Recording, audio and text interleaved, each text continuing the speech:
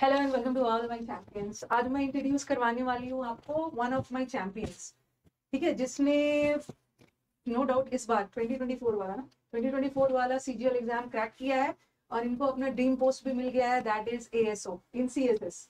तो ये हर किसी का सपना होता है और इस बार मुझे खुशी इस बात की है ना, मेरे गर्ल्स ने, वैसे बॉयज ने भी खुश किया है, गर्ल्स ने भी बहुत खुश किया, भर भर के एएसओ और एमईए में उनका सीएसएस एमईए में सिलेक्शन हुआ है। ठीक है, तो मैं ज्यादा कुछ नहीं भूलती हूँ। आज मानसी आपसे बात करेंगे, शी इज मानसी राणा। ठीक है, ये आपको बताएंगे, अपने आप को इंट्रोड्यूस करेंगे और अपना सारा स्ट्रैटेजी वगैरह बताएंगे। ओके, आप देखना जो स्ट्रैटेजी फॉलो करने लायक है आप उसको फॉलो करिए। कुछ इनसे भी गलतियां ये हुई है, जो ये गलती भी अपनी आपसे शेयर करेंगे, अपनी एक्सपीरियंस शेयर करेंगे, जो अभी आने वाले 2-3 मंथ्स में आपके लिए बहुत बेनिफिशियल होने वाला है। ओके, तो ओवर टू मानसी। चलो मानसी, एक बार आप अपने आप को इंट्रोड्यूस कर दीजिए। My name is Mansi Rana और मैं एएसओ हूँ सीएसएस में। तो मैं इसमें आपको बताना चाहती हूँ इम्पोर्टेंस ऑफ मॉक की क्या इम्पोर्टेंस है और आप कैसे प्रिपेयर कर सकते हो। तो सबसे पहले तो इम्पोर्टेंट होता है कि अपना सिलेबस कंप्लीट करना। एक बार हमारा सिलेबस कंप्लीट हो गया फिर हम मॉक पे जा सकते हैं। सिलेबस एक बार कंप्लीट कर लो उसके बाद मॉक पे। और मेन चीज होती है कि सिलेबस कंप्लीट होने तक हमारे मार्क्स अराउंड 90s में बनते हैं। अगर मैं पॉइंट टू बी नोटेड, ठीक है, बीच में आपको इंटरप्ट कर रही है, point to be noted. Generally आप लोग बोलते हो ना कि मैम मॉक्स में हमारा मार्क्स बढ़ नहीं रहा है, सिलेबस खत्म होने के बाद भी ना हमारा मार्क्स 90 से 100 के बीच में रह गया। इनका भी ऐसे ही होता था। मैं आज सुबह भी आपको पढ़ा रही थी तो उस समय बोल रही थी कि मॉक से डरना नहीं है, सबके साथ ऐसा होता है। बट इन्होंने उस 90 का सफर से आगे बढ़ते हुए आज देखो ये सामने खड़े हैं एएसओ का पोस्ट लेके। ओके, तो चलिए मैम। तो जब 90 पे मार्क्स स्कोर एक बार रुक गया था तो मुझे बहुत टेंशन हो गई कि ऐसे कैसे। बट जितने ज्यादा मॉक देते हैं ना स्कोर में इंप्रूवमेंट दिखता है। वो भी इंप्रूवमेंट ऐसा नहीं कि बहुत धीरे धीरे दिखेगा। इंप्रूवमेंट काफी काफी जल्दी आपको इंप्रूवमेंट देखने को मिलेगा। बस ये है कि हम मॉक अच्छे से दे, मॉक बहुत सीरियस होकर देना, एकदम अटेंटिव होकर। ऐसा नहीं कि हम बैठ गए हैं, बिल्कुल आराम से दे रहे हैं, मॉक को बहुत सीरियसली देना है। और मॉक का एनालिसिस इंपॉर्टेंट है कि तुम्हारी किस टॉपिक में गड़बड़ हो रही है। वो कैब के क्वेश्चन गलत हो रहे हैं, अगर इंग्लिश की बात करें तो वो कैब में गलत हो रहा है, या कोई टॉपिक आपका जैसे एरर वाले में गड़बड़ हो रही है। और उसमें भी कोई स्पेसिफिक टॉपिक होते हैं, जैसे प्रोनाउन में मिस्टेक हो रही है या एडजेक्टिव में, वो पढ़ने की जरूरत है, या आपके नोट्स है तो आप उसको रिवाइज कर सकते हैं। तो मॉक इसी से मार्क्स बढ़ते हैं। 90 मार्क्स से 150 180 आपको इतना स्कोर देखने को मिलेगा। वो क्यों? क्योंकि अगर हम एक बार एनालाइज प्रॉपरली कर लेना तो स्कोर तभी बढ़ता है, क्योंकि सिलेबस कंप्लीट होने के बाद तो कुछ बचा नहीं है। बस अब हमें अपनी प्रिपरेशन और ज्यादा शार्प करनी है। शार्प करने के लिए तो मॉक देना बहुत ज्यादा इंपॉर्टेंट है। एंड वन मोर थिंग, अभी मानसी से मैं बात कर रही थी, ठीक है, तो वो उनका एक बहुत अच्छा चीज बता रही थी कि मैम मेरे साथ मेरे और भी कुछ फ्रेंड्स तैयारी कर रहे थे।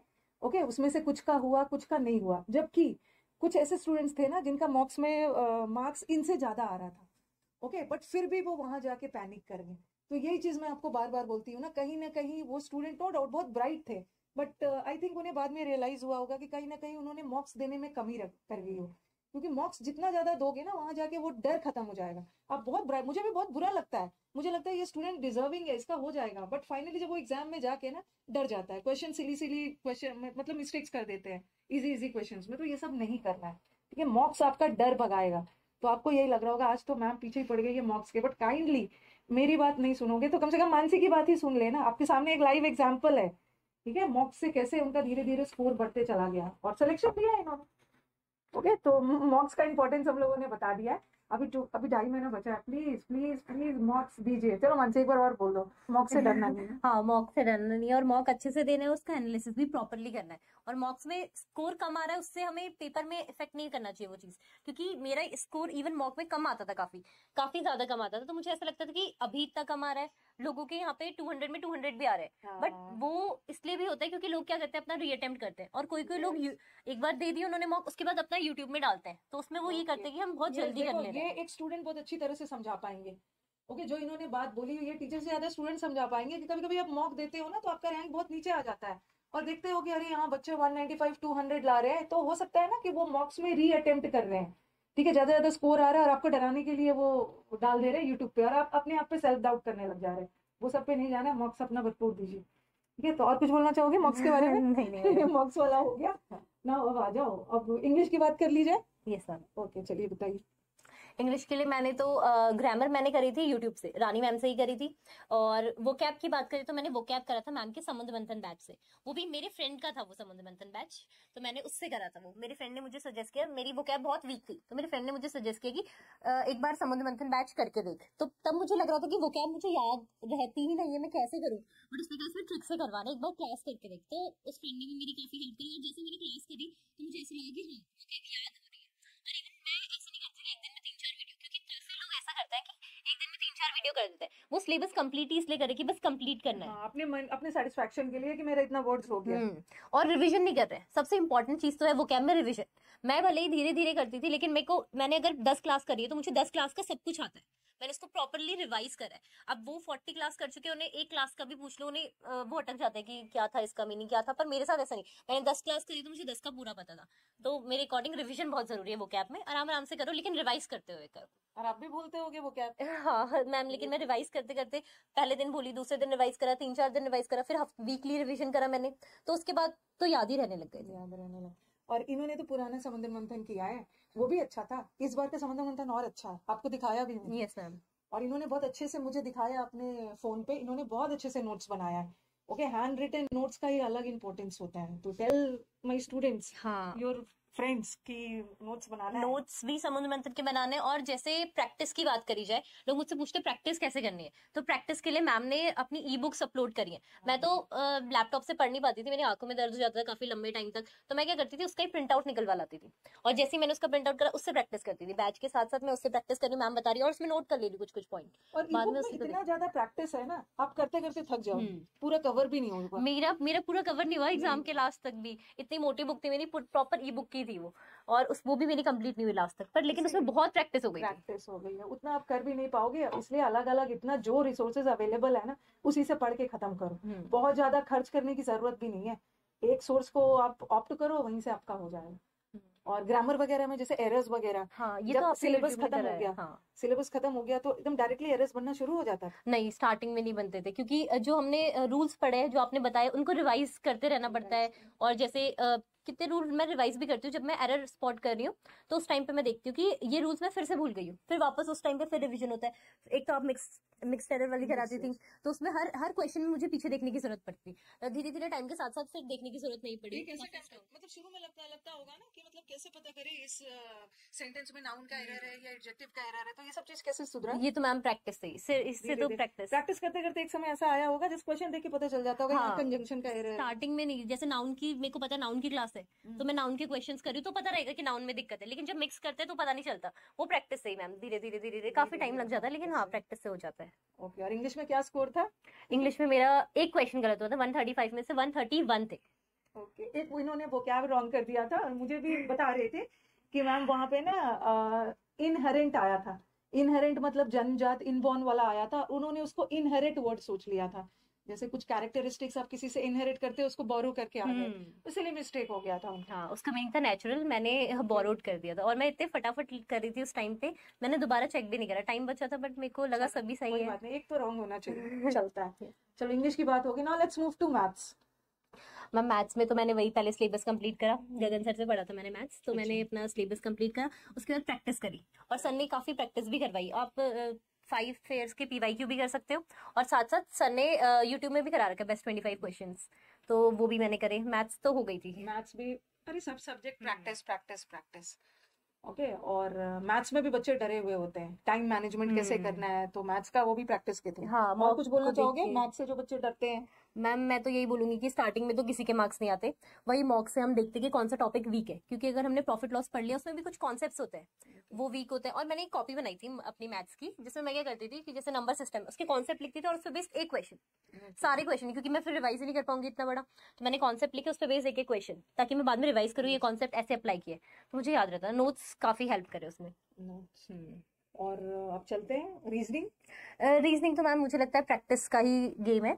बेसिकली कुछ कुछ चीजें होती है काउंटिंग फिगर्स में, जैसे ट्राइंगल्स में नंबर ऑफ ट्राइंगल्स कितने, तो उसके लिए होती हैं कुछ ट्रिक्स, उसके लिए यूट्यूब में सर्च कर सकते हैं, पीयूष सर पढ़ाते हैं एक, उनको सर्च कर सकते हैं। हाँ, रीजनिंग। फाइनली चलो आते हैं अब आप लोगों का सबसे ओके, दुख देने वाला सब्जेक्ट, मतलब दुख क्या है, सब्जेक्ट तो बहुत इंटरेस्टिंग है लेकिन इतना बड़ा समंदर है कि बेचारे बच्चे हमारे परेशान हो जाते हैं। Now let's move to GS.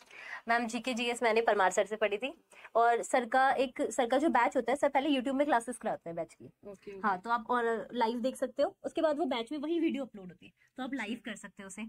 और या फिर उसकी भी जरूरत नहीं होगी, सर ने एक वो बना रखी है playlist FRB, free revision batch. उसमें सर ने सब कुछ बहुत जल्दी कवर कर रखा है, तो फ्री रिवीजन बैच कर लो, वन शॉट कर लो, वो प्रॉपर यूट्यूब से भी हो सकता है। सर ने अच्छा पढ़ाया तो जैसे जीएस जैसे का। जीएस का क्वेश्चन जो मल्टीपल चॉइस वाला अटेम्प्ट करने से पहले पहले तो आपने पूरा टॉपिक्स वगैरह पढ़ा हाँ, होगा उस सिलेबस हिसाब से। कंप्लीट।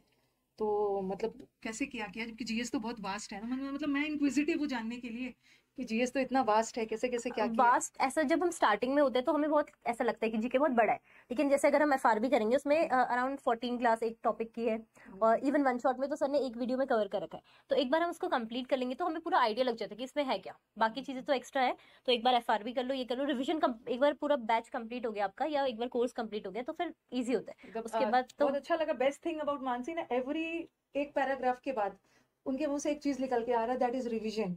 और आज उसी वजह से ये यहाँ पे खड़ी है।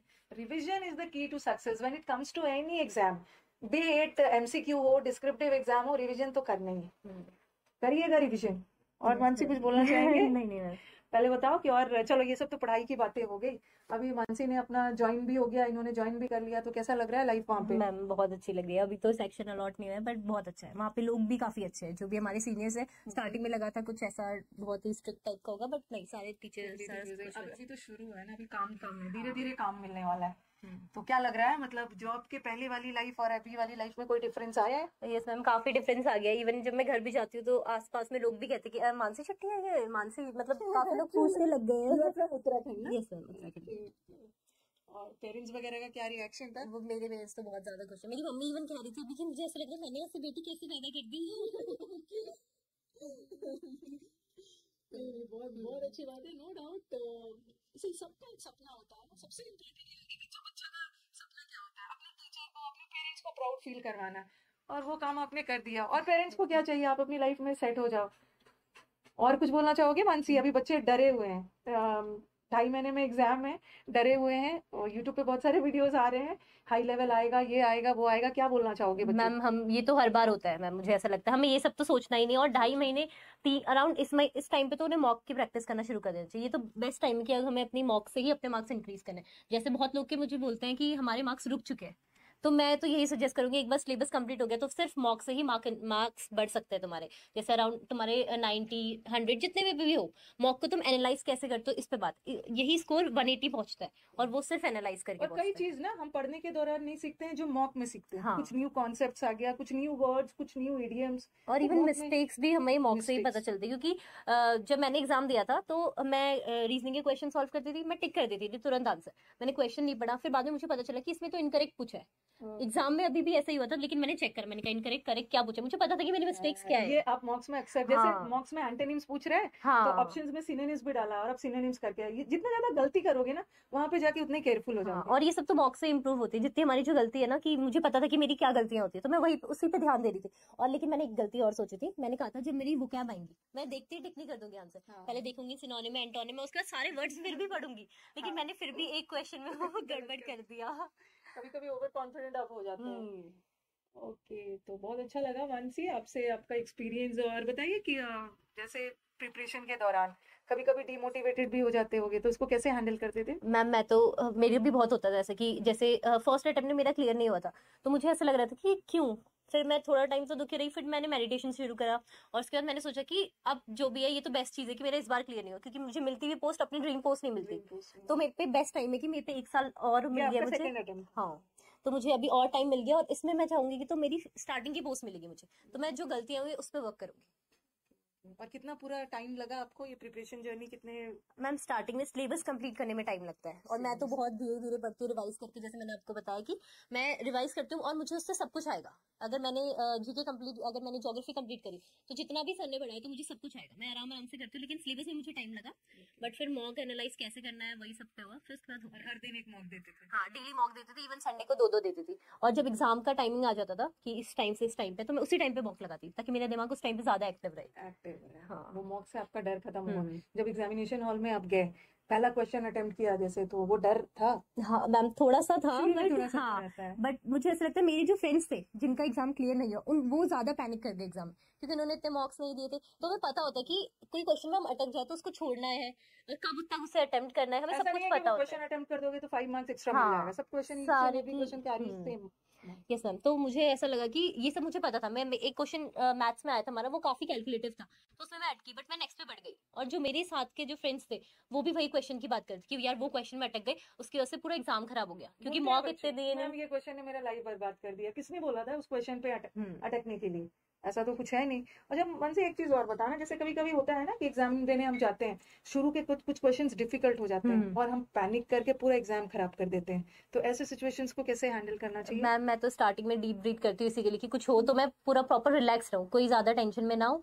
और उसके बाद कि स्टार्टिंग में क्वेश्चन, इवन रीजनिंग का पहले क्वेश्चन मैंने थोड़ा ज्यादा टाइम लिया था, बट मैं उसमें ही मैंने उसको मार्क फॉर रिव्यू करा, मैं नेक्स्ट पे बढ़ गई, क्योंकि मैंने मॉक में सेम मिस्टेक कर रखी है। क्योंकि मैं मॉक जब देती थी, मैं एकदम रियल एग्जाम की तरह देखती थी, कि एकदम अटेंटिव होके देती थी, और कोई मुझे डिस्टर्बेंस नहीं पसंद थी। ओके, पूरा सीरियसली हम हाँ, उसको ले देते प्रॉपर हैं। देखती थी कि जैसे एग्जाम का ही दे रही हूँ, और मैं डरती भी वैसे ही थी जैसे एग्जाम में डरती हूँ। वो डर होना चाहिए। हाँ, तो फिर मुझे क्वेश्चन जब मेरा नहीं हुआ तो मैं नेक्स्ट पे बढ़ गई। लेकिन बहुत सारे लोग थे जो इसी मिस्टेक की वजह से, मेरे फ्रेंड्स इवन मेरे से ज्यादा स्कोर करते थे, काफी ज्यादा इंटेलिजेंट भी है, उन्हें मुझसे ज्यादा आता था, बट वही है कि उन्होंने मार्क्स नहीं दिए, वो पैनिक हो गए और चीजें नहीं कर पाए। बट अभी वही फ्रेंड्स बोल रहे थे, मानसी तुमने बताया नहीं है, तुमने जरूर कुछ एक्स्ट्रा पढ़ा हो। Yes ma'am. ओके, तो बहुत अच्छा लगा मानसी आपसे बात करके, and very good to see the young girls. Okay, हमारी मिनिस्ट्री में जाके ये वो सब में जाके है वहाँ पे। एंड बेस्ट ऑफ लक बोल दीजिए इस बार जो हमारे एग्जाम्स देने वाले हैं स्टूडेंट्स को। बेस्ट ऑफ लक, अच्छे से एग्जाम देना, मॉक प्रॉपर देना, रिवीजन करना, तो एग्जाम क्लियर हो जाएगा, बहुत आराम से क्लियर हो जाएगा। बट यही है कि कंसिस्टेंट रहना थोड़ा। So this is a small token of love for Mansi on her great success. तो many congrats champion लिख दिया है, no doubt she is one of my champions। ठीक है, ऐसे ही लाइफ में ग्रो करते रहिए। ओके, और मेरे तरफ से एक छोटा सा गिफ्ट है। Thank you. वैसे तो मानसी ने पूरा आपको स्ट्रैटेजी शेयर कर दिया है, ठीक है, उनका क्या क्या एक्सपीरियंस है, लेकिन अगर आपको और भी कुछ इन्फॉर्मेशन चाहिए तो आप मानसी का यूट्यूब चैनल फॉलो कर सकते हो, जिसका नाम है ASO डायरीज है ना।